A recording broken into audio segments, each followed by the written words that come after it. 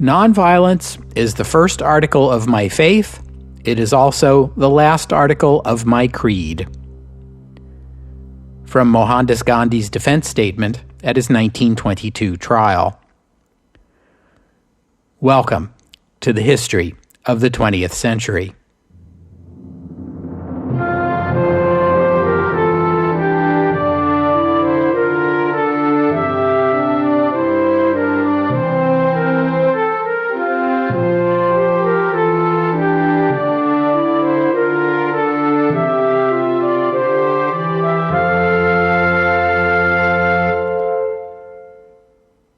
Episode 252, Mahatma Gandhi Ki Jai. The last time we took a look at events in India was episode 223, where we ended in August 1920 with the death of Bal Gangadhar Tilak, which left Mohandas Gandhi as the most prominent leader of the Indian nationalist movement. And Gandhi was at that time already hard at work organizing the ultimate satyagraha, a full-on, nationwide non-cooperation movement. But first I want to wind the clock back a couple of months to May of that year, 1920. This was the month when the Allies in Paris presented the Ottoman Empire with the Treaty of Sèvres, episode 194. As you know from our 1919 World Tour, the government in Constantinople agreed to, or acquiesced in, the treaty, but the nationalist movement in Ankara did not, and would eventually force the Allies to settle for a more even-handed agreement. Few would have predicted that outcome in May of 1920. But if you were a Muslim in May of 1920, you certainly would have noticed that the Ottoman Empire, the largest and strongest Islamic nation in the world, whose sultan was also the caliph and custodian of the Holy City, was having his lands and his power stripped from him by a bunch of Europeans.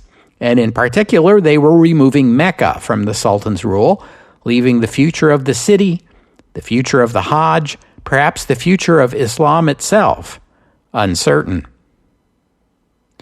The sovereignty that included the world's largest Muslim community at this time was the British Empire, and the portion of the empire with the largest Muslim population was India. A delegation of Indian Muslims had traveled to London in 1919 to lobby the British government to respect the religious authority of the Sultan. They were unsuccessful. In response to the Treaty of Sèvres, Muslims in India launched the Caliphate movement, or Khilafat movement as it is known in South Asia, in protest. The Khilafat movement was quickly embraced by Mohandas Gandhi. He was a Hindu, but he saw in the Khilafat movement an historic opportunity for Hindu-Muslim cooperation that would strengthen the movement for Swaraj. The leaders of the Khilafat movement accepted Gandhi's program of nonviolent and non-cooperation with the British Raj. This was also the time at which the Hunter report on the massacre at Amritsar was released. The kid-glove treatment that the perpetrator, Reginald Dyer, had received angered Indians of all faiths. The Khilafat movement represented for all Indians the opportunity to register their displeasure with the British. The movement kicked off its protest with a general strike on August 1st. Gandhi demonstrated his personal support for the movement by giving back the medals the British had awarded him for his earlier work in South Africa, organizing wartime ambulance units. August 1st was also the day that Tilak died. Gandhi then turned to the Indian National Congress in September to propose that all Indians join in the non-cooperation program. Gandhi pledged that it could produce Swaraj, self-rule, in a year, if properly implemented. Older hands in the Indian nationalist movement, like Annie Besant and Muhammad Ali Jinnah, opposed to this idea, but the new, younger generation of Indian nationalists accepted Gandhi's leadership with enthusiasm, and he was able to win the support of the Indian National Congress for his satyagraha campaign. The Congress also reorganized itself at Gandhi's behest, for the first time opening membership to anyone, and thousands of new, younger activists signed up. Gandhi called on Indians to take a series of steps amounting to withdrawal from and non-cooperation with British rule. First, all Indians would surrender their British titles and honors. Indians would not stand as candidates in the elections scheduled for next year, and students and teachers alike would walk out of all schools and colleges across the country. Step 2 would be a boycott of British-run government and courts. All Indians working in government would leave their posts. All Indian judges and lawyers would leave the court system. Step 3 would be a boycott of goods produced outside of India. And the final step, once the British Raj was sufficiently weakened, Indians would leave the police and the army and refuse to pay taxes. The British Raj would not so much be defeated as rendered irrelevant, without anyone firing a shot. The campaign proved effective at first. More than 100 Indians resigned their British titles and honors, though that was a small fraction of the more than 5,000 Indians who held such honors. Schools closed, stores shut down. Gandhi himself traveled the length and breadth of India, exhorting Indians to join the protest. He called for a complete boycott of all foreign-made goods, and more than that, urged all Indians to spend at least a couple of hours a day spinning and weaving their own cotton cloth. Indians had once clothed themselves entirely with domestic, handmade cotton cloth. Gandhi proposed that they do it again. Bonfires of British cloth were held, including an enormous one in Bombay, presided over by Gandhiji himself. The response to the non-cooperation campaign was huge, and it came as a powerful shock to the British Raj. This time, it was not only professionals, students, and intellectuals, it was farmers and factory workers and shopkeepers. Nothing like it had ever been seen before in India, perhaps because no one had ever invited the farmers and the factory workers and the shopkeepers into the movement before. It was also the high water mark of Hindu-Muslim cooperation in the Indian independence movement. But there were also Muslim leaders who were not satisfied cooperating with the Hindus and wanted a religious movement, not a secular one. They began to push farther than most Hindus were willing to follow, calling for Muslim soldiers and police to quit their jobs. There were even mutterings of jihad. By July 1921, the one-year anniversary of the non-cooperation campaign was approaching, the deadline by which Gandhi had rashly promised Swaraj would be a reality. In fact, the movement was losing steam. Lawyers and litigants began trickling back into British courts, students back into classes. Shops were reopening, stocking goods imported from Britain. Thousands of peaceful protesters were arrested, but Gandhi was not among them. British authorities had learned their lesson. Imprisoning Gandhi only enhanced his stature. That month, Muslim leaders of the Khilafat movement, meeting at a conference in Karachi, voted a resolution that declared service in the Indian Army a sin against Islam. This amounted to a call on Muslims to desert, which the British could not ignore, and they began arresting leaders of the movement. In South Malabar, poor Muslim peasant farmers rose up against their Hindu landlords and the British authorities in violence that claimed the lives of thousands. Gandhi traveled to Madras in September in an attempt to quell the outbreak. He was confronted with an unruly mob that would not listen to him. Gandhi decided on the spot that he would henceforth wear nothing but a loincloth, as was common among the poorest of the poor in India. It was a gesture of solidarity with the common people, but also an act of penance for the violence he was unable to stop. Gandhi seemed miffed that he himself hadn't been arrested. In November, he publicly declared that he should have been, for if he had been at the meeting in Karachi, he too would have endorsed their resolution. He proposed that at the next meeting of Congress, it too pass a resolution declaring that Indian service in the army or the police was contrary to national dignity. That same month, the Prince of Wales made a visit to India. British authorities had hoped the prince's presence would inspire patriotism, but instead it inspired a general strike called for the day of the prince's arrival. The strike degenerated into violence, especially in Bombay, where there were 5 days of rioting that killed 58 people and injured hundreds. Rampaging rioters chanted the Mahatma's name as they beat people on the street and looted stores, much to Gandhi's distress. 3 months later, in the village of Chowri Chowra in the United Provinces, nonviolent protesters were attacked and arrested by police. The next day, a further protest was held, this one against the police. Police fired their weapons into the air, but that only enraged the crowd. They attacked.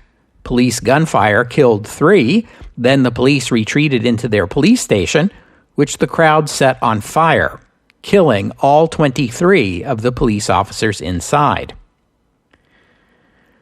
The British declared martial law in the region. 170 protesters were sentenced to death, and 19 were ultimately executed in retaliation for the killings.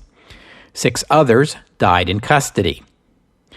Gandhi responded with despair. He called off the non-cooperation movement, declaring that Indians were not yet sufficiently well trained to execute nonviolent resistance.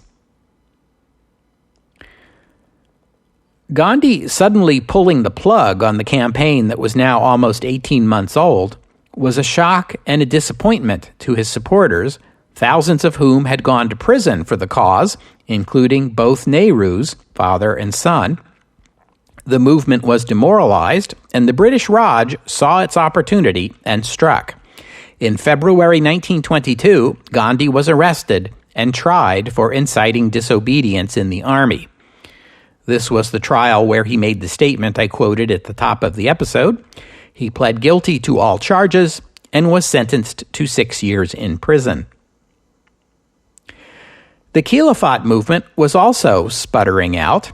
As you may recall, in 1922, the Ottoman Sultan was deposed, not by the Allies or the British, but by the Turks themselves. And in 1924, the Caliphate was abolished. Muslim Indians felt betrayed by Gandhi first enthusiastically supporting them and then pulling the rug out from under the protests. Muslim leaders retreated to the Muslim League and other Muslim organizations, and India would never again see that level of Hindu-Muslim political cooperation.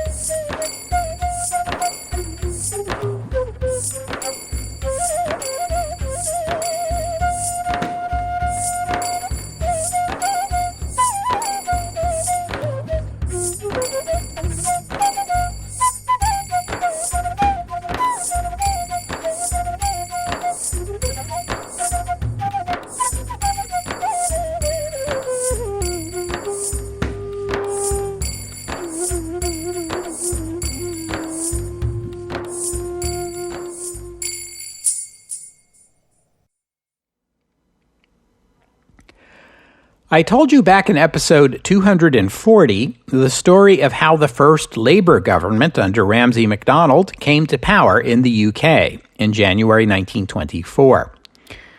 By this time, the now 54-year-old Gandhi was not doing well in prison.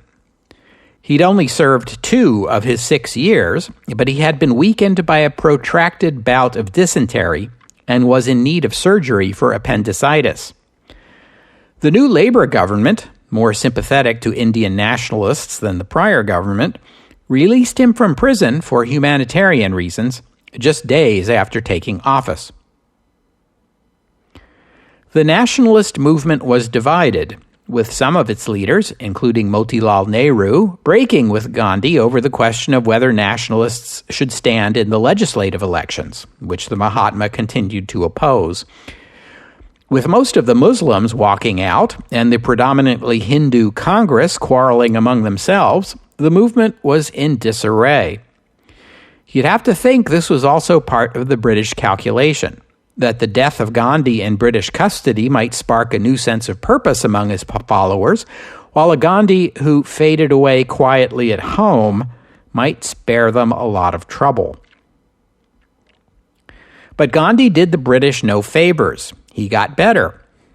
By June of that year, he was well enough to attend a Congress committee meeting where he asked Congress to reaffirm the commitment to nonviolence and to domestic manufacture of cotton cloth, including a call that all members of the Congress spin their own thread. But the Congress was getting a little tired of Mohandas Gandhi. Some of his former supporters, including Nehru himself, walked out of his speech. Gandhi was too radical for the older generation, too eccentric for the younger generation. The meeting did narrowly approve Gandhi's call to nonviolence, but the small margin felt like a rebuke, even to him. He did not give up on his principles, however. In 1925, he declared that Swaraj depended on 3 ingredients: Hindu-Muslim unity, the abolition of untouchability, and the charkha, or spinning wheel. Neither of the first 2 appeared likely. Hindus and Muslims were moving farther apart, not closer together. The Dalits learned from the example of the Muslims and also began organizing themselves independent of the Congress. Gandhi spent the next 3 years at his ashram, reading, studying, teaching, and spinning cotton thread. He remained removed from politics while the independence movement struggled with divisions between Hindu and Muslim, landlord and peasant, worker and capitalist. The Government of India Act, passed back in 1919, had called for a parliamentary commission to be established in 10 years' time to evaluate the success of the act and to make recommendations to Parliament for further reforms. In 1927, 2 years out from the deadline, the Conservative government in Westminster moved to form the required commission.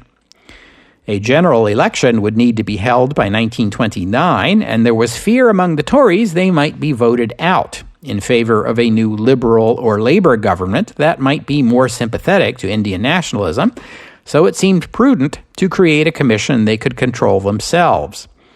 The 7-member parliamentary commission that emerged is known to history as the Simon Commission, after its chair, Sir John Simon, a Liberal who had previously served as Home Secretary.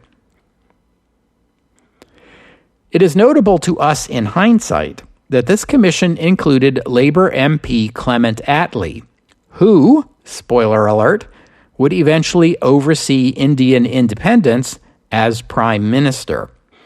But that's not going to happen for another 20 years. What was far more notable to people living in 1927 was that the commission charged with deciding India's future was composed of 7 white men born in Britain. Divided though the nationalist movement might have been, it was easy enough for them to agree that this arrangement was not only inconsistent with the West's self-declared respect for the right of self-determination, it was downright insulting. Gandhi didn't like it. The Nehrus, father and son, didn't like it. Muhammad Ali Jinnah didn't like it. The Muslim League didn't like it.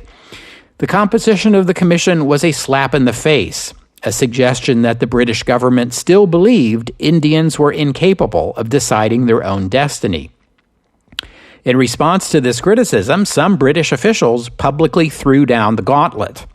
All right, if Indian nationalists don't like the idea of white Britons deciding their country's form of government, then let them produce a plan on their own, one that all of the movement's quarrelsome factions could agree upon. That was quite a challenge. But the one thing India's quarreling factions could and did agree on was their opposition to the Simon Commission. Most of the factions in the Indian National Congress rejected it and called on its members to shun the commission in December 1927. Congress voted for the first time in support of full national independence for India and took up the challenge issued in London, assigning a group headed by Motilal Nehru to come up with an Indian plan for self-government as a dominion within the British Empire. Gandhi was also part of the project. This demand for dominion status was actually less than the non-cooperation movement of 1920 had demanded, but you have to take into account that the decade of the 1920s saw the British dominions, Canada, Newfoundland, Australia, New Zealand, South Africa, and the new Irish Free State, gradually gain full self-government and effective independence. This would become formalized and official with the passage of the Statute of Westminster in 1931, which we haven't gotten to yet, but note that dominion status was becoming a better and better deal all the time. When the Simon Commission visited India in February 1928 and again in November of that year, they were greeted with strikes, protests, black flags, and banners that read, "Simon, go back," and often with violence. At the end of the year, Congress met in Calcutta to vote on the Nehru Plan. The opposition was led by Nehru's own son, Jawaharlal, and the other younger radicals like Subhas Chandra Bose, who wanted to demand immediate and total independence. Congress was deeply divided, and it might have split right down the middle, were it not for the timely arrival of Mohandas Gandhi, who entered the meeting to wild applause. The Mahatma suggested a compromise. The British would be granted 1 year until December 31st, 1929, to grant India dominion status. If the British government refused, then Congress would launch a new non-cooperation movement, one that would not quit until India had complete independence. Gandhi was leading the nationalist movement once again. The hard truth was that the non-cooperation campaign of the early 1920s had not produced any tangible progress, but in 1929, after the aimless bickering of the preceding 5 years, that earlier campaign was now being remembered as a rare moment of unity and focus, when Indians of all backgrounds had worked together with a cooperative spirit, and it had been Gandhiji who had brought it about. If he did it once, surely he could do it again. Congress approved the plan by acclamation, but Gandhi had further demands. Indians would spin and weave their own cloth and boycott foreign fabrics. An end to untouchability. Greater rights for women. Abstention from alcohol. Congress approved them all. But Congress would not approve Muhammad Ali Jinnah's proposed amendments to the Nehru Plan that would guarantee power sharing with Muslims, leading Jinnah, the most prominent Muslim in the Congress, to walk out and ally himself with the Muslim League. The League also rejected the Nehru Plan, issuing its own 14 points, a list of Muslim demands including that 1/3 of the seats in the national legislature be reserved for Muslims and the creation of Muslim-majority provinces. Not even the return of Gandhi into leadership would restore that brief but glorious moment when Muslims and Hindus had worked side by side. The year 1929 was an eventful one in the history of the 20th century, for reasons you may already have guessed.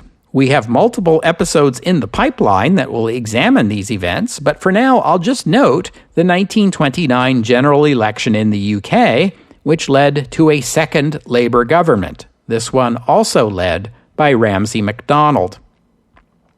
The Labour Party was far more sympathetic to Indian nationalists than either of the other two British political parties. After the election, the Viceroy in India, Lord Irwin, traveled to London to consult with the new government.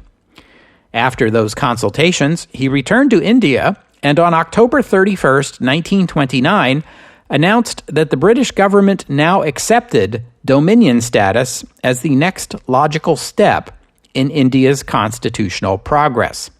The details would be worked out at a round-table conference in London next year. Lord Irwin, whom you may know better by his future title, Lord Halifax, was a Tory, but a moderate one, a religiously devout man who not only believed in the Wilsonian principle of self-determination of peoples, but dared to think that principle applied even in Asia. He further believed, along with Ramsay MacDonald, that it had always been implicit in the 1919 reforms that the British Raj was guiding India toward Dominion status, and hoped he, as Viceroy, could be the one to make it a reality. Stanley Baldwin, the Tory leader, and now leader of the opposition in the House of Commons, supported both Irwin and the new government's India policy. In India, Lord Irwin's announcement was greeted with cautious optimism. It was what most Indians wanted to hear, but most Indians still remembered bitterly the massacre at Amritsar and how so many Britons treated the perpetrator as a hero rather than the criminal they knew him to be. This caution proved wholly justified once the news of Lord Irwin's announcement made it back to Britain. David Lloyd George, now leader of the Liberal Party, was opposed. So were the Lords Birkenhead and Reading, a former India Secretary and Viceroy, respectively. Sir John Simon and his commission, still working on their recommendations, were furious at having them overruled before they'd had a chance to make them.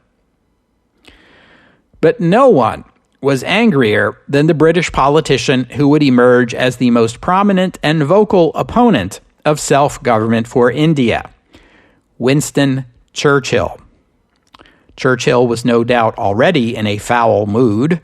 Just coming up on his 55th birthday, he was out of government following Labour's victory earlier in the year, and he was out of money following the stock market crash in New York just weeks earlier, which we will get to, I promise. Nonetheless, he still lived like a lord and spent like a lord. You'll recall I mentioned he'd previously taken up writing as a way of earning money when he was not in cabinet. Following the 1929 election, which ended his tenure as Chancellor of the Exchequer, he returned to his writing. Just a few days earlier, an article of his had appeared in Lord Northcliffe's magazine Answers, titled, "Will the British Empire Last?"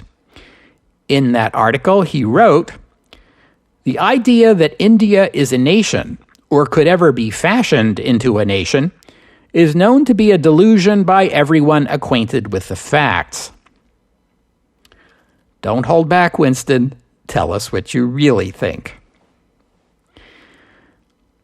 When the Labour government's India policy was debated in the Commons, Liberal leader Lloyd George attacked it, whilst Tory leader Baldwin defended it and his party colleague, declaring, quote, "If ever the day comes when the party which I lead ceases to attract men of the caliber of Lord Irwin, then I have finished with my party."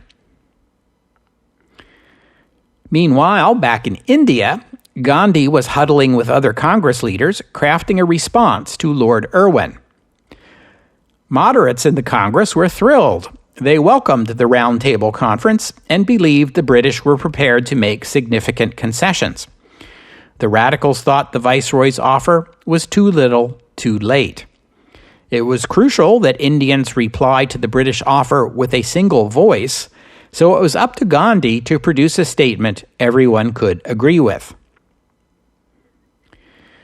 Mohandas Gandhi has this reputation as a man with a quiet, humble manner that concealed a steely resolve to pursue his own goals in his own way, regardless of the opinions of anyone else. But this doesn't give him enough credit as a negotiator. His leadership of the movement now was based on his presumed status as the only person who could keep the various factions together. What came from these talks, known as the Delhi Statement, was a masterpiece of compromise. It laid down 4 conditions for Indian participation in the coming talks. These were, first, that all political prisoners be released.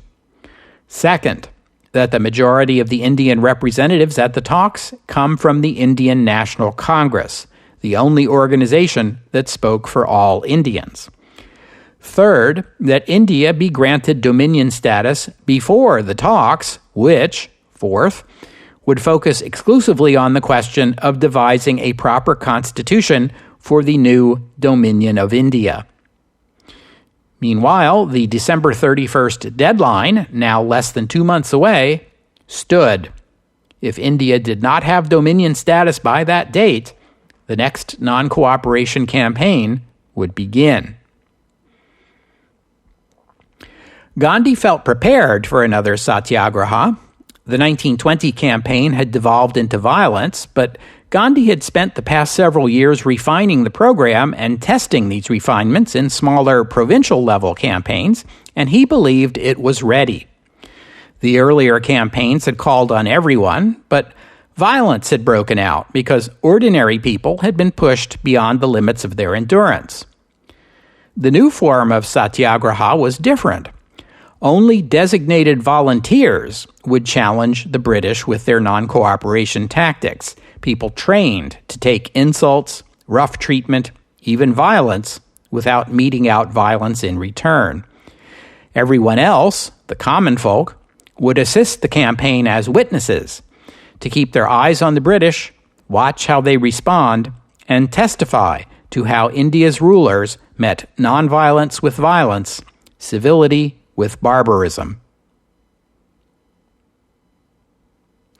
3 days before Christmas, Lord Irwin was riding in his special viceregal train back to Delhi and a planned meeting with Mohandas Gandhi. As the train chugged along an embankment not far from the capital, a bomb went off underneath it. Fortunately, no one was killed or even seriously injured. The would-be assassins had intended the bomb to go off under the locomotive, blowing it off the tracks and sending it tumbling down the slope, dragging the carriages along with it. But the attackers' timing was off. The engine and the first 3 cars had already passed over the bomb before it exploded, and their weight was enough to hold the rest of the train on the tracks. Displaying an admirably stiff upper lip, Lord Irwin appeared on time for his meeting with Gandhi and other nationalist leaders, including Motilal Nehru and Muhammad Jinnah, hoping that his brush with death would earn him credibility with the more moderate nationalists. It did not. The nationalists expressed their happiness that the viceroy had survived the attack, but insisted there was no room for compromise. The December 31st deadline stood, and Gandhi himself vowed to have nothing to do with the Roundtable Conference unless all their demands were met. As the 2.5-hour meeting drew to a close, Lord Irwin asked Gandhi if he questioned British sincerity in offering India self-government. Gandhi replied that he believed in Lord Irwin's personal sincerity in making the offer, but questioned the sincerity of the British government and the British nation. The following week was Congress's end-of-year conference. The usual divisions appeared. The moderates wanted to give the British more time. The radicals wanted to form an Indian government immediately. Both of these resolutions were defeated. A resolution applauding the viceroy's surviving the assassination attempt passed, barely. and Congress passed a resolution declaring that unless the British granted Dominion status by midnight, New Year's Eve, 1929, Congress would pursue Purana Swaraj, complete independence. That resolution passed overwhelmingly amid cries of Mahatma Gandhi Ki Jai, which means something along the lines of victory to Mahatma Gandhi. On New Year's Day, 1930, a piece by Winston Churchill appeared that included these words: "I do not think that we need fear any shock in India of violence. Strength will be given us in proportion to our need." That same day, on the other side of the world, in Lahore, where Congress was meeting, its newly elected president, Jawaharlal Nehru, raised the flag of independent India. It included a stripe of saffron, representing Hindus, a stripe of green, representing Muslims, and a stripe of white, representing the other faiths of India. And in the center, a charkha, a spinning wheel. Congress decided that January 26th would be the official Independence Day. On that day, a declaration penned by the Mahatma was read out across India. "We believe that it is the inalienable right of the Indian people, as of any other people, to have freedom and to enjoy the fruits of their toil and have the necessities of life, so that they may have full opportunities of growth. We believe also that if any government deprives a people of these rights and oppresses them, the people have a further right to alter or abolish it. The British government in India has not only deprived the Indian people of their freedom, but has based itself on the exploitation of the masses, and has ruined India, economically, politically, culturally, and spiritually. We believe, therefore, that India must sever the British connection and attain Purana Swaraj, or complete independence." We'll have to stop there for today. I thank you for listening, and I'd especially like to thank Morgan for the kind donation. And thank you to Scott for becoming a patron of the podcast. Donors and patrons like Morgan and Scott help cover the costs of making the show, which in turn keeps the podcast available free for everyone. So my thanks to them and to all of you who have pitched in and helped out. If you'd like to become a patron or make a donation, just visit the website, historyofthe20thcentury.com, and click on the PayPal or Patreon buttons. The podcast website also contains notes about the music used on the podcast. Sometimes it's my own work, sometimes it's licensed, but many times the music you hear here is free and downloadable. So if you hear a piece of music on the podcast and you would like to know more about it, including the composer, the performers, and a link to where you can download it, that would be the place to go. While you're there, you can leave a comment and let me know what you thought about today's show. And I hope you'll join me next week on the History of the 20th Century as we take a look at a country we've been neglecting for a while, Spain. You already know that Spain was granted control over a portion of Morocco in 1911, but getting a grant from the major powers in Europe and exercising actual control are two very different things, as we'll find out when we examine the Rif War and meet Alfonso the African next week here on the History of the 20th Century. Oh, and one more thing. I hope I'm not giving away too big a spoiler here if I tell you that the 1930 Declaration of Independence in India would not be accepted by the British government. Nevertheless, we have already seen that attitudes in Britain toward Indian independence had become significantly more accepting during the decade of the 1920s. There are a number of reasons for this. For those who like to look at everything through an economic lens, there was a definite economic shift. India was becoming less valuable to Britain as an economic asset, and it was becoming increasingly expensive to hold on to. Also, the British government's concession of dominion status to Ireland made it that much more difficult to deny the same thing to India. If the bonds between Britain and Ireland could be loosened, how can you possibly argue that the same sort of loosening can't be done with India? And then there was the Mahatma himself. His international profile was rising. He attracted admiration even among many who were skeptical of the case for Indian independence. And nowhere was this more true than the United States, where it was easy to see Gandhi in the same light as the leaders of the American Revolution.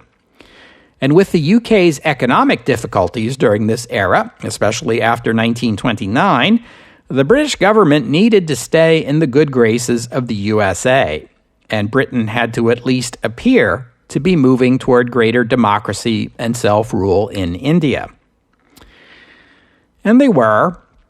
Most British leaders saw their task as preparing India for self-government, although most of them would also have said this was a gradual transition that would take decades at a minimum.